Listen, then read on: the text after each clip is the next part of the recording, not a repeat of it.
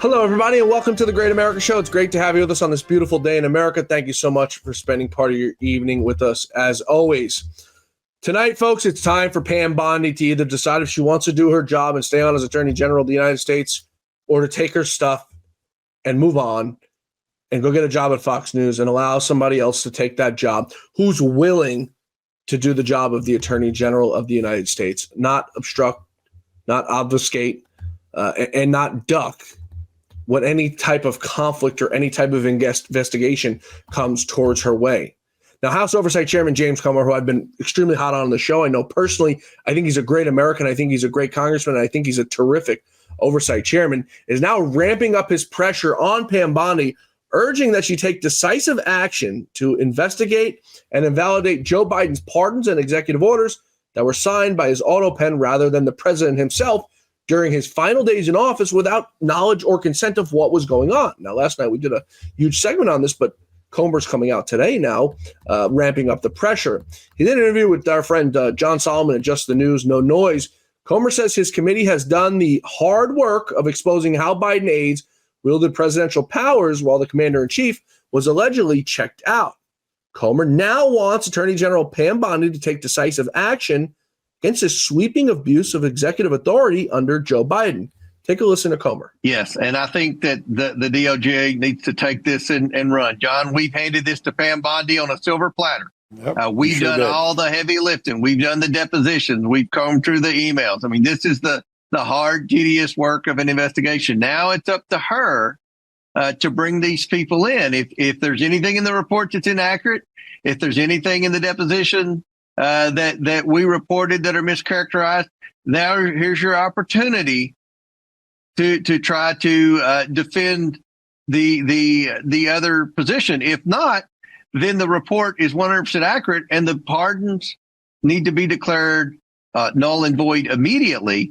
I would go further, but now this is me, and I would hold some of these people accountable for misrepresenting the president's health and for abusing their power as a bureaucrat in the White House that was essentially forging the president's name on pardons. I mean, you could ask a lot of questions. I know some of the people that were pardoned from Kentucky, these are wealthy Democrat donors. We heard from Jeff Zients that Hunter Biden was in the room where the decision making was taking place on the pardons. Look, I don't think we need to say any more on this show about Hunter Biden being in the room with pardons when people have the potential to maybe be paying for pardons. We didn't go that route. We just tried to investigate the autopen and the president's health and mental fitness. But I think the Department of Justice could go a lot further. I mean, to have Hunter Biden in the room talking about any pardons, I mean, that's pretty bad in itself. But a guy that we proved, John, and you all have reported on many times, was taking money from our adversaries around the world, peddling access for his father's position as vice president of the United States. Having him in the room when you're issuing thousands of pardons with the autopen, I mean, that's suspicious in itself. And there you have it, folks. It's time for Pam Bondi to do her job. And I feel for Comer. I mean, how many investigations does this guy have to do? How many investigations does Comer have to initiate in order for our departments of justice to do their job? Now, under Merrick Garland, obviously, we didn't get a Department of Justice that did their job because it was run by a corrupt Marxist in Merrick Garland. But Pam Bondi should have absolutely no excuse. What is Pam's excuse? Now, she responded to it and responded to the report that Comer put out yesterday and says that, they're hard at work. But this is the same attorney general who's told us that the Epstein files are on her desk, and then seemingly they got lost in some translation. The documents she had weren't exactly the documents you know the whole story about it. So how much more does Comer have to do? He did the full investigation to the Biden crime family, the suspicious activity reports. I met with James Comer in June for about 2 hours, speaking both on and off the record with him. And I know the work he's doing. I spoke to his staff. I spoke to him. It's a man who looks you directly in the eye and tells you how it is, both on camera and off camera. Pam Bondi, I don't think, can say the same. It's a lady who has a second home at Fox News. I wouldn't be surprised if she had some sort of office in that place with a direct phone line. It's clearly a woman who only cares about what her next job is going to be, and that's not what we need. We need people in that administration, in that cabinet, who are going to do what the American people voted for, that they voted for on November 5th. Sweeping, overwhelming reform in our Justice Department. They didn't want crime and corruption. If they wanted crime and corruption, they would have voted for Joe Biden or Kamala Harris, because that was the party of crime. That was the party of corruption. You've got, as you heard Comer say there, the president's son, not Eric Trump, not Don Jr. Those are two upstanding gentlemen. You've got this crackhead in the Oval Office, probably lobbying for pardons for his friends. Was there money exchange? I have to assume, probably. And if Pam Bondi doesn't want to investigate this, then we need somebody who's going to. Because Chairman Comer cannot continue to do these investigations, spend all of this money, produce all of this evidence, only to be told at the end of the day, yeah, sorry, nothing we can do. Because that's what's happened to him time and time again. Now, this autopen story, the interesting part about it is that the Marxist left has acknowledged it. You may recall that even the far left Marxist-run New York Times reported that the same emails that the National Archive handed over to the Trump DOJ were reviewed as part of their investigation into this autopen scandal. Those emails revealed that Biden staffers made the decision, signed the pardons with the autopen without directly hearing the orders from Joe Biden. It was revealed that Joe Biden did not approve each or any of the names for the pardons. And after the charges were made about the specific inmates, Biden did not even sign off on the revised list. Rather, his aides just ran the final version through the autopen without Biden's approval. So we pretty much had, because in a lot of White Houses, it's a lot of kids working around there, young people. Kids just running through the autopen, whatever the hell they wanted to do. Now, if the shoe was on the other foot, and that was Donald Trump's White House, forget about it. We'd be having impeachment hearings right now to talk about how corrupt Donald Trump is, how corrupt his kids are, that they were in on an autopen scandal. Well, Donald Trump didn't need the autopen, but and he's done a decent amount of pardons so far, his time in office, his second time around. But we'd never hear the end of it. Think about it. How many times would Donald Trump be impeached if he had done what Joe Biden has done? So I've just hit the point, and I think probably a lot of you have as well. It's like, when are we going to see justice? Now, I see some people saying, well, the Republicans can't show all their cards with the midterm elections coming up. I don't care about the midterms, and nobody should, as long as we're going to get justice in this country. Because the Republicans will obfuscate and they'll kick the can down the road, regardless of midterm elections or not. Pam Bondi clearly has something wrong with her for her to be this inept, this far into an administration. I mean, we saw the meltdown that she had when Donald Trump appointed Lindsey Halligan in Eastern District of Virginia, when she started bringing indictments against James Comey and Letitia James. You had Pam Bondi. Oh, whoa, what are you doing? Whoa, I didn't know you guys were doing this. Who told you guys can do this? That's not a person who's acting in good faith. That's an attorney general who should be there saying, how can I help you? Maybe we'll look at federal charges here. Maybe we'll look at this over there. It's clearly a woman that's covering for somebody, but who could she possibly be covering for? And how much longer could she possibly last doing this? Because the American people, and I've said this many, many times, are going to revolt against President Trump and the administration in those midterm elections. I mean, you can't ask people with a straight face to go to the ballot box and vote for a Republican in 2026, a year almost from next week, when you have zero to show for on accountability. I mean, people wanted accountability. That's why they voted for Donald Trump. They wanted accountability from a corrupt justice system, a corrupt government that's stacked against the American people. So you can't, in good faith, go and ask the American people to vote for you when your party's done absolutely nothing. We're going to take a quick break here on the show, on the Great America Show, folks. If you're joining us on Rumble, YouTube, Twitter, please be sure to like, subscribe, and follow. We always appreciate that. Any numbers we get, we truly appreciate it. We're now entering the day. Well, we're going to be entering day 30 soon of the government shutdown. No end in sight. John Thune seems growing a little backbone. Took the Democrats to task today on the House floor. We've got some good new poll numbers coming out as well. Stay with us, folks. The Great America Show continues in just one moment. We're coming right back. This past year has been one of the hardest in MyPillow's history. It's because of you that we're making it through. My employees and I want to thank you for your continued support by extending our wholesale prices on classic MyPillows. Get standard classic MyPillows only $14.98. I can't believe I'm even saying that. Only $14.98. But it gets even better. Upgrade to a queen size MyPillow for just $18.98. King size only $1 more. Get my body pillows $29.98 and multi-use MyPillows for only $9.98. So go to MyPillow.com or call the number on your screen. Use your promo code to take advantage of these wholesale prices, including my standard size MyPillow, originally $49.98, now only $14.98. Queens $18.98, Kings only $1 more. Not only that, order $75 or more, ship absolutely free. From all of us here at MyPillow, thanks, America! Thanks, everybody, for staying with us here on the Great America Show. There's so much going on in this political sphere. But one of my favorite people who has been alongside the president, and I think perhaps doing one of the best jobs, and the Marxist Democrats have tried. They've tried to take him down. Tom Homan. The United States is set to deport 600,000 people by the end of this year.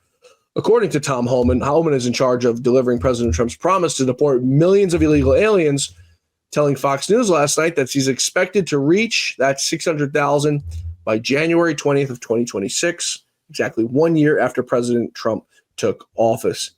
And he says after that, it's only going to get ramped up. Take a listen. In any way accurate, Tom? Look, we're all being aggressive. I've said from day one we're going to concentrate on public safety threats and national security threats. But if you're in the country legally, you're not off the table, we'll arrest you too. So the number speaks for themselves, Laura. Most secure border in history of this nation. Over 23,000 missing kids have been found and saved. And we have a record number of arrests and deportation. We're going to hit 600,000 real soon, which will be a historic record. And we're going to keep going. As we get more agents on, you're going to see arrests increase. Twice, 3 times, you're going to see the numbers skyrocket. 2 to 3 times.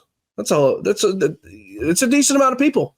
I mean, they got to keep the operation up, but 2 to 3 times, 600,000. We're looking at in the millions per year if they can get this thing ramped up to the speed that they wanted at. And I think they're actually still hiring ICE agents. I've seen on television that they're doing commercials now to hire ICE agents, which I think is absolutely brilliant, to bring all the people that they possibly need to get in to do the job with the ICE agents. So we're still in this government shutdown. 13 failed attempts to reopen it.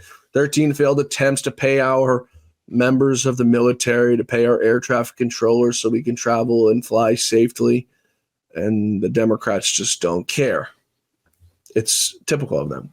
John Thune, Senate Majority Leader, seems to maybe be possibly growing some sort of backbone.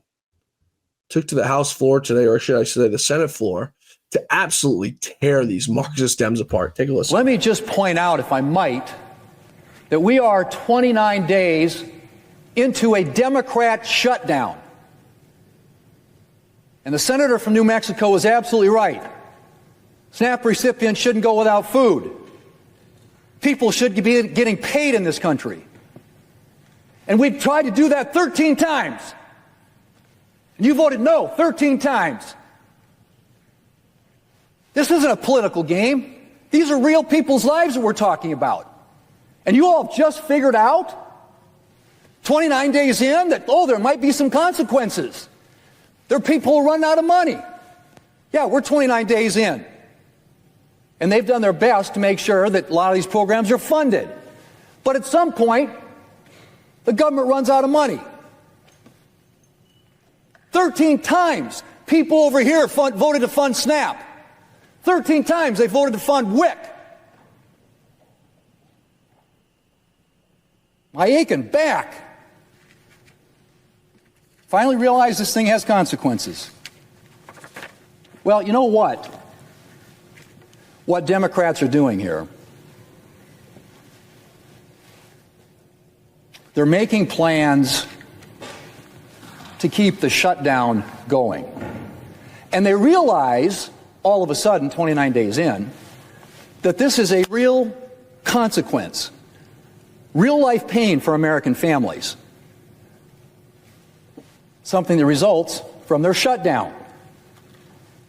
So are they making plans to end the shutdown and reopen the government? Nope. They're going to propose a bill to fund food stamps during their shutdown. Mr. President, this request is a transparent admission that Democrats want to keep the shutdown for what? Another month? Longer? This bill is a cynical attempt to provide political cover for Democrats to allow them to carry on their government shutdown for the long term. Now, I'll point out, we did 13 short-term clean CRs when they had the majority and President Biden was in the White House. 13. They've now voted 13 times against a clean CR. I have no idea where you're coming from. The Democrat leader said that President Trump could end this with a stroke of his pen. And he's right. We passed that bill with a stroke of his pen, he'll sign it into law. And the government opens up. And SNAP beneficiaries, SNAP recipients get food assistance. But you know what else? TSA workers get paid. Air traffic controllers get paid. Border Patrol agents get paid. Troops get paid. These people here get paid who are working without pay. You want to extend that and keep that going? Give me a break. So the people who aren't going to get the benefit of what they're trying to do today, Mr. President, are all the other programs that are affected. Head Start, grants to law enforcement to fight fentanyl and hire more cops to protect communities. Rural development programs that are important in my state, Senator from New Mexico State, I assume as well, that support housing, utilities, infrastructure projects in rural communities. Small business loans, certain direct loan and emergency programs that farmers rely on. National Guard training, critical to our nation's military readiness. Veterans transition assistance as they come out of service. Veterans cemetery services. Right now, there are no headstones, memorial certificates, cemetery maintenance, programs that are at risk, rental and housing assistance, delays in processing FHA-insured loans, delays in aircraft inspections and maintenance for air traffic control equipment, people that are currently not getting paid. I mentioned some of them, but air traffic controllers, TSA officers, Capitol Police, the people who protect us in this building, NOAA employees who are tracking hurricanes and other potential weather disruptions, disasters, food inspectors, other food and drug safety officials, mine safety inspectors, people who don't have pay certainty right now, troops, Coast Guard, ICE, Border Patrol, federal law enforcement, federal federal wildland fighters, firefighters. This is what the Marxist Dems don't care about. Now, it's great to see John Thune out there with a backbone, something we haven't seen from Republicans in a while. Speaking of Republicans, there was 5 rhinos. We've got the names for you. Murkowski, McConnell, Rand Paul, Susan Collins, and Tom Tillis all voting this week to back down President Trump's tariffs against Brazil for the issues that they're giving America. Those 5 folks. Of course, Mike Johnson won't take up the bill in the House. Not that it's a bill that Donald Trump would ever sign, but it's good to see that these rhinos are showing their true colors. And, you know, Rand Paul, I don't know what's gotten into him. I don't know if his Trump derangement syndrome has gotten really bad. and he can't fix it. But he's become such a massive, massive disappointment throughout this whole entire process of Trump's second term. So I don't know if he's being paid. I don't know if he's got presidential ambitions, but the way he's acting, he can take those ambitions and throw them out the window. We're going to take one more quick break here, folks. On the other side of this quick break, we got some new poll numbers from CNN. They're not what you think. Nancy Pelosi out there mocking Christian people. Yeah, go figure. Low class, drunk Nancy Pelosi mocking Christians. And President Trump awarded the highest honor presented with it in South Korea. We've got all that for you on the other side of this quick break, folks. Please stay with us. The Great American Show continues in just one moment. Just like all of you, I had problems sleeping. I had tried every pillow out there and nothing worked. I'd flip-flop all night, use my arm for support, and fall asleep, or I'd wake up with a sore neck or maybe a headache. Well, quality sleep comes from keeping your neck straight at night. You have to fill in that space between your head and your bed. That's why I invented MyPillow. MyPillow's patented fill adjusts to your exact individual needs, and it doesn't matter if you sleep on your back, stomach, side, or any combination of all three. When I got MyPillow, I'm asleep almost immediately. I stay asleep at night, and I wake up more well-rested in the morning. So go to MyPillow.com or call the number on your screen. Use your promo code to get Classic King MyPillows for only $19.98. Queen size just $18.98. Standard Classic MyPillows only $14.98. That's right, only $14.98. Plus all orders $75 or more ship absolutely free. Thanks, everybody, for staying with us here on The Great American Show. If you're joining us on Rumble, YouTube, Twitter, please be sure to smash that like, subscribe, and follow button, please. That's how we get our viewers, so we appreciate it if you can do that. So the Republicans are gaining popularity since the Schumer shutdown. No, it's not from a conservative poll.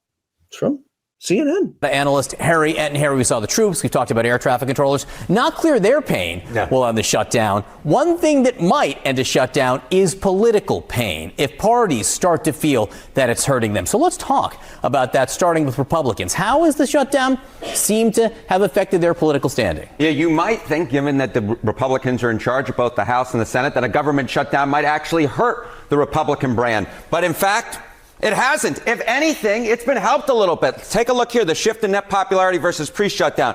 When we're looking at the Republican Party overall, that brand actually up 2 points. That's within the margin of error, but clearly it hasn't dropped. Come over to this side of the screen. Look at the net approval ratings for Republicans in Congress.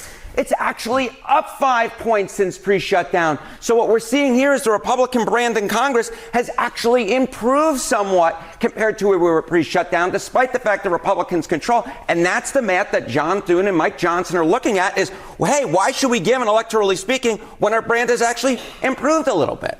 Now, we say their position is getting better. With whom? Yeah, okay, with whom? So I think it's two groups that it's so important to keep an eye on. All right, changing the Republican Congress's net approval rating versus pre-shutdown. It's rallying the base for sure. Look at this, the net approval rating up 12 points versus pre-shutdown. But it's not just with the base. It's also with the middle of the electorate. Look at this, among independents. It's up 8 points as well. So we've got a situation here where Republicans with the shutdown are actually rallying their base, but it's also something that's not hurting them with the folks in the middle. If anything, it's helping them with folks in the middle. And this is the type of math that if you're Republicans, you like to see, right? Because something could rally the base but alienate those in the middle, or something could rally those in the middle but alienate the base. But the truth is, we're not seeing that. What we're seeing is the Republican brand has actually gotten better among independents, and it's also gotten better among Republicans as well, that Republican brand when it comes to those in Congress. So again, what's the electoral reason that Republicans would give in at this point? And Democrats, of course, they have their eyes on the midterm elections. Yeah, we have elections 1 week from today, but what Democrats in Congress are mostly focused on are 1 year and 1 week from today from the midterm. So how are they positioned right now? Yeah, so I mean, look, the generic congressional ballot, which traditionally Democrats have done really well on, and if you look at this point back when Trump was president the first time around, Democrats are up 11 points. Look at where it is now. Democrats are ahead, but they're actually only up 3 points. This is, in fact, the worst position Democrats have been on in a generic ballot at this point in midterm when there was a Republican president in the last 20 years. And this is no different from pre-shutdown. So Republicans aren't losing on this metric either. They become more popular, and they're actually in a pretty good position for them historically when it comes to the generic congressional ballot. This is a concerning number for Democrats, would you say, in Congress? This is a concerning number for Democrats because it's considerably worse than they traditionally do in midterm elections when there's a Republican president. Harry. You heard Mr. Harry Enten. This is the worst position the Democrats are in the last 20 years with the Republican president. Democrats are extremely unlikable. They don't resonate with anybody. Their hate, lies, everything they spew. Take, for example, Nancy Pelosi today. I don't know if she was drunk. I don't know what her deal was at the Harvard Kennedy School of Policy, mocking Christians with this fake Southern accent that she's now acquired. Take a listen. You're people of faith. You go to church on Sunday and pray in church on Sunday and pray on people the rest of the week. What is this? What is this? Nobody found that joke funny at all. You pray on Sunday and then you pray on people every other day during the week. What does that even mean, Nancy? Like I said, unclear if she was drunk at the time, but wouldn't be surprised if that were the case. Turning now to some deep state news that's out today. The Junkyard Jackal special counsel Jack Smith caught up again. New documents out today from the Judiciary Committee show that more than 100 individuals were under investigation during Jack Smith's sham. From this committee report, Arctic Frost, which was the operation that they ran it under, investigators used FBI field offices from across the country to conduct its investigations. So they were using different field offices of the FBI to do their sham investigations. Investigators requested $16,000 to travel to conduct more than 40 interviews, and 109 individuals were under this investigation, but they didn't know they were under investigation. So among these over 100 people, state electors from states from Arizona, Georgia, Michigan, Nevada, New Mexico, Pennsylvania, Wisconsin, and other states among those. But there was also some other folks, attorneys too, who are under investigation by Jack Smith that had no idea. So some prominent Republicans were also part of that. Steve Bannon, Christina Bobb, who was an attorney representing Donald Trump during that Mar-a-Lago raid, Michael Brown, Kenneth Chesebro, John Eastman, who we've had on the show before, Rudy Giuliani, Boris Epstein, who's a Trump campaign advisor, Mike Roman, who's another Trump campaign official, Cleta Mitchell, she was an attorney associated with the Trump campaign, Jim Trupis, who was a Wisconsin attorney, and Ray Smith, who was a Georgia attorney, all under investigation by Jack Smith, and they had absolutely no clue whatsoever. This was the sham that Jack Smith was running. Absolutely, absolutely absurd. He needs to answer some questions, and he needs to answer them now. Federal Reserve, good news out of the Federal Reserve this afternoon, decided they were going to cut interest rates by a quarter basis points to 4% on a 10-2 vote. This is the second interest rate cut this year. Last month, the Fed reduced interest rates by a quarter as well. The S&P and Dow tumbled after Jerome Powell said officials had different views about the Fed's December meeting. Of course, Jerome Powell always finds a way to do and say something stupid because he hates Donald Trump that much. Marxist Dems, speaking of them, we can't get enough of them. Don Lemon, who should be the last one talking, fired from CNN, out this week making fun of Megyn Kelly, tying her to a tranny. Take a listen. This weird exchange. Is Megyn Kelly chopped? I don't know what that means. I don't know what is chopped. I've heard it, but I don't know what that means. What does chopped mean? She's gonna get mad at me, dude. I don't know if I want this here. What does chopped mean? Chopped means like not hot. Yeah, she's chopped. I don't know, the whole MAGA look. It's all the MAGA ladies. They look kind of looks like a Barbie doll covered in like WD-40. I think she looks trans. Let's end on that note. She looks clockable. Don Lemon, I guess he would know trans because he's probably had a few of them in his life. This is the man who was sued back in 2022 for allegedly grabbing a man's hand, putting it down his pants, and then telling him to smell his hand. Yeah, that's the Don Lemon who's talking about another woman, a woman being trans. Congratulations, Don. You're a loser. President Trump may be a king after all, at least in the eyes of the South Koreans. President Trump awarded with the highest honor over in South Korea just moments ago. Take a look. The Cheonggyecheon Gold Crown symbolizes the divine connection between the authority of the heavens and sovereignty on earth, as well as the strong leadership and authority of a leader. 경주를 국비대로 차리신 우리 트럼프 대통령님께 한반도에 처음으로 평화를 가져온 신라의 정신과 함께 한미 동맹의 큰 의미를 상징하는 이 금관을 선물로 준비하였습니다. We present this gold crown to you on this joyous occasion of your state visit to Gyeongju because it symbolizes the spirit of Shilla, which brought peace to the Korean Peninsula for the first time, and the opening of the golden age of the Korea-U.S. alliance.